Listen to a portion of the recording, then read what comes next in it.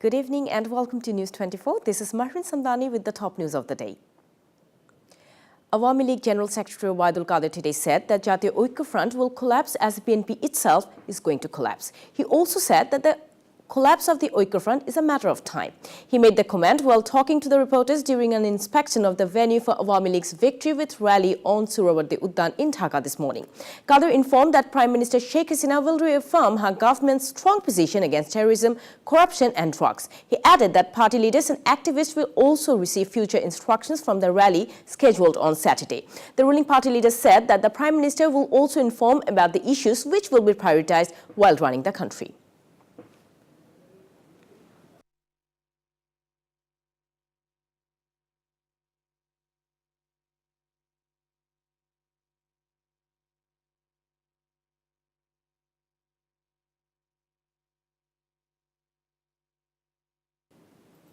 South Korean President Moon Jae-in congratulated Sheikh Hasina on her assuming office as the Prime Minister for the fourth time.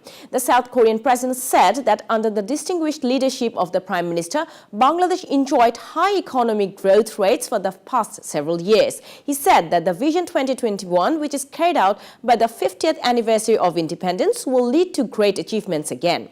Moon Jae-in also said that since the establishment of diplomatic ties in 1973, Korea and Bangladesh have enjoyed amicable ties in a wide range of areas. He hoped that the future-oriented cooperation between the two countries will continue.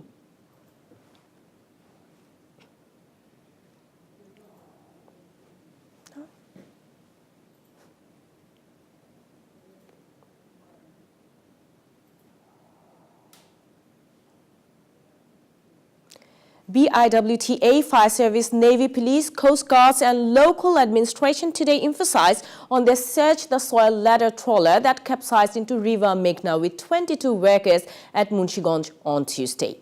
The rescue teams are also using various types of sound waves today. They are yet to trace the whereabouts of the capsized boat Zakir Dewan, which sank after colliding with a cargo vessel at around 4 in the morning on Tuesday. The soil-laden trawler was going to Narayanganj from Kumilla when the accident took place. Most of those on board were sleeping at the time. Only 14 of the 34 men, who were mostly laborers, managed to escape the sinking boat. State Minister for Power, Energy and Mineral Resources, Nasrul Hamid, today said that the newly elected government challenges to ensure uninterrupted and budget-friendly power supply. He made the comment to reporters at his Baridhara residence in Dhaka this morning. During this time, the State Minister talked about the government's plans on power and energy sector. He said that the government would provide attention to uplift gas and coal during its present tenure. At the same time, Hamid also disclosed that captive electricity for the industrial sector would be discouraged. He hoped that people would receive power supply from mega projects in 2 to 3 years. The State Minister also said that price of the LPG would be brought to a reasonable stage. Leading cardiologist of the country, Professor Dr. Rakibul Islam Litu, expired today following a massive heart attack at the age of 52. Doctors said Litu breathed his last at Labate Hospital in Dhanmondi in Dhaka this morning after a severe cardiac arrest. His namaz-e-janaza is scheduled to be held at the mosque of Sector 13 in the city's Uttara area after Maghrib prayer. Litu is survived by wife, 3 minor sons aged between 7 and 12 and a host of relatives, friends, well-wishers and admirers.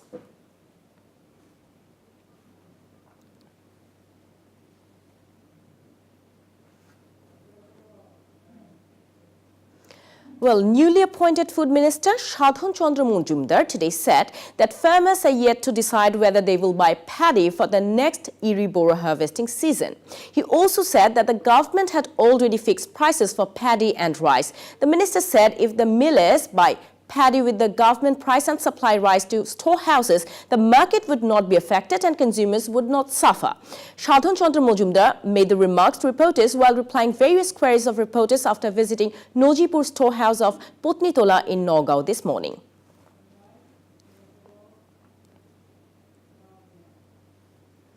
Myanmar Deputy Chairman of Military Information Committee, General Tun Tun Nee, today said that the army killed 13 rebel fighters in the western Rakhine state as government troops battle to contain a new insurgency in the troubled region. The military said that Aung San Suu Kyi, who runs the country as state councillor, personally ordered the crackdown, stating that the Arakan army should face the same treatment as Rohingya insurgents. According to the United Nations, fighting between security forces and the Arakan army has forced some 5,000 civilians to flee their homes since early December. The violence has brought fresh turmoil to the region, the site of a massive crackdown on the Rohingya Muslim minority in 2017, and represents another setback for the government's embattled peace process.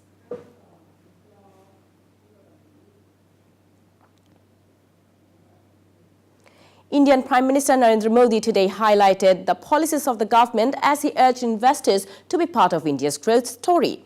Addressing the vibrant Gujarat summit in Gandhinagar, Modi said that the policies initiated by his government helped the country improve its ranking in the World Bank's Doing Business report. The Prime Minister said that his government has been able to maintain a steady growth rate. He added that his government is focused on removing the barriers which were preventing the country from achieving its potential.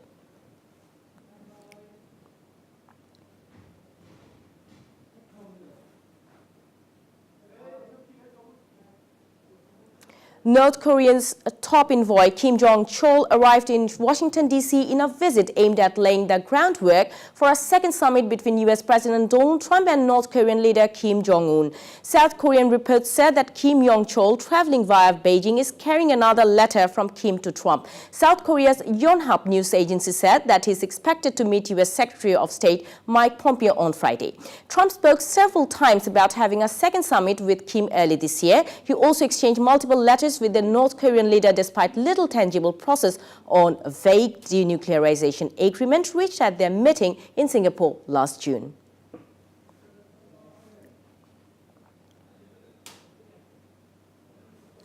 Dear viewers, that's all the news for today. Thank you for watching News 24. Please stay with us.